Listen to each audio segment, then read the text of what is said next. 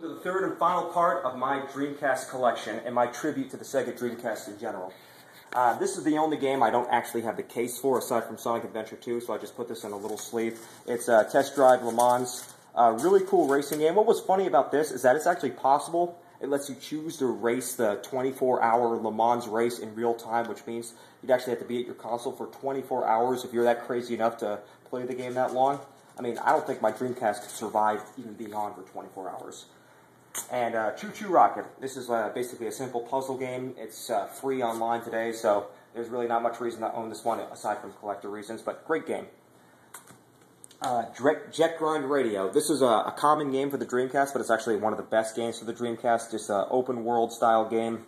Cell-shaded graphics back during the era when cell-shaded became really popular. I love the style. I like this game. Rayman 2. This was released for a bajillion different platforms. In fact, the most recent iteration was released for the Nintendo 3DS just a few months ago. But I think the Dreamcast version is the best. The graphics are the smoothest.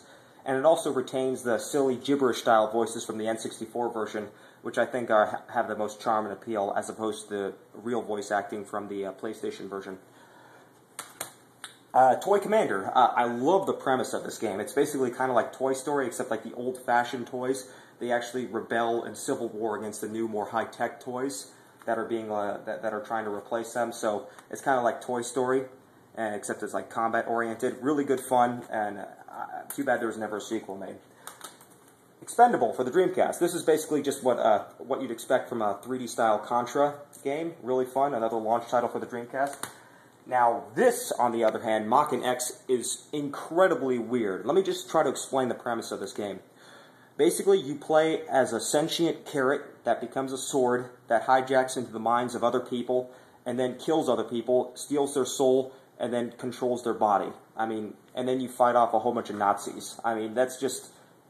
This game is just... But still, it's a really good game. And it's actually a first-person style game, but you only use swords, so you, like, run around slashing people. The graphics are really smooth, and if that art style looks familiar, it's because it was from the same artist who did the Shin Megami Tensei style games, and it's actually, I've heard it's actually in the same universe as well, although I'm not sure about that. NHL 2K, this is the only sports game I have. It's good, but if you're not a fan of sports game, you won't like this one. Now, this one, on the other hand, is awesome. This was the best-looking Neo Geo game ever made, called Fatal Fury Mark of the Wolves. It was basically SNK's answer to Street Fighter III Third Strike, and graphically it holds up to it, which is amazing considering that the Neo Geo hardware came out in 1990. I mean, the amount of sprites that these characters have, it's like watching a live-action anime and controlling an anime. That's how good it looks. And, of course, it has the best of what you'd expect. It's basically a dream come true for SNK fans. Love this game. Here's another SNK masterpiece, Last Blade 2. It's similar to Samurai Showdown, except I think it's... actually even more difficult and requires a little bit more patience. The character designs I don't think are quite as appealing as those from Samurai Showdown, but nonetheless this is a great game to play if you're looking for a weapon-based 2D fighter. Not many of them exist. Gunbird 2. This is a 2D shoot-'em-up, except you play as people. You can even play as Morgan from the Darkstalker franchise.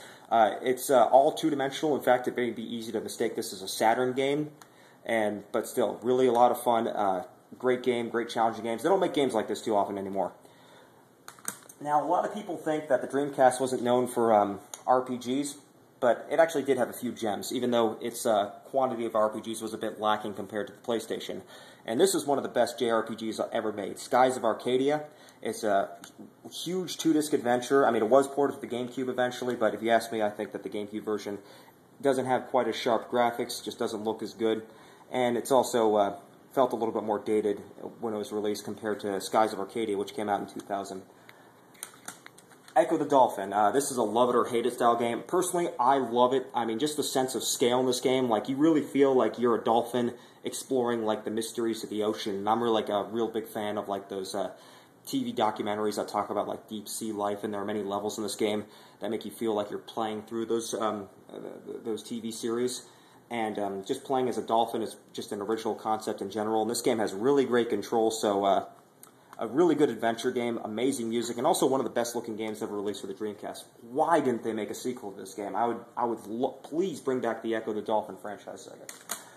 Now, this is a great game. However, it brings up one of the issues I have with online gaming in general, is that, like, eventually the server's gone down, and therefore a large portion of the game's appeal is diminished, because like this was basically a tank version of Quake, but it can only play single player with bot matches now, and the bot AI frankly isn't that good.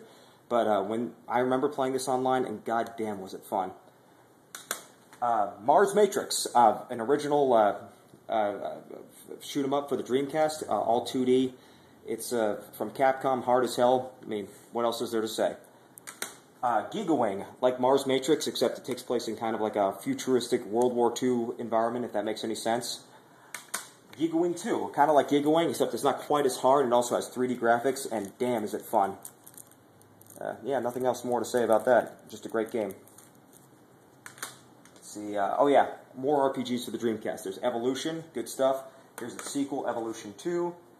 Here's a Western-style RPG, kind of like Diablo. They even say on the back that Record of Lotus War will definitely satisfy Dreamcast-owning Diablo fans. I mean, every game was trying to be like Diablo, I guess. But, yeah, indeed, it plays like Diablo, and it's very good.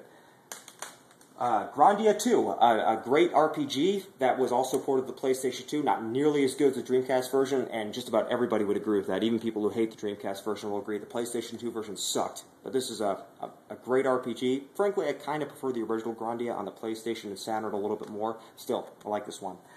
Now, here's another European game I own. This is called Headhunter. Now, this game was also available for the PS2, but the Dreamcast version was only released in Europe. So it's a European exclusive title. A great game. It was ahead of its time. It's kind of like Metal Gear Solid. It's very cinematic. It's on 2 disc. Good stuff.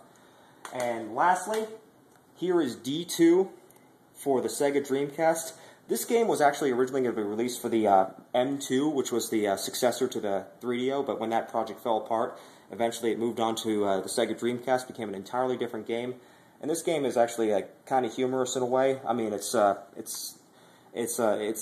kind of scary, I guess, but it's like kind of cheesy at the same time. But it's a huge game. It's on 4 discs. The only other game on the Dreamcast I know that's on 4 discs is Shenmue 2, so this has got to be one of the biggest Dreamcast games ever. So, in conclusion, that's my Dreamcast collection, and I think that this is just represents what got me through my late teens, and it still provides me with a lot of entertainment today. And I think that with like the rise of things like DLC and like online-only gaming, I think that the Dreamcast was kind of like a pioneer for online gaming. I mean, it only had like a 56K modem, and it later had a broadband adapter. But really, I think that many of the things that we enjoy today we take for granted. We don't realize that the Dreamcast basically brought those revolutions to gamers everywhere. And I think that the fact that Sega left the industry only like 16 months after the console was released was just like probably one of the greatest tragedies we've ever witnessed in the industry. But nevertheless, I will always cherish the memories that the Dreamcast brought to me as a gamer, and I'm sure many gamers also feel the same, as really everyone I know who had a Dreamcast back then still owns their Dreamcast. So, that's it. Hope you enjoyed the video. Take care, guys.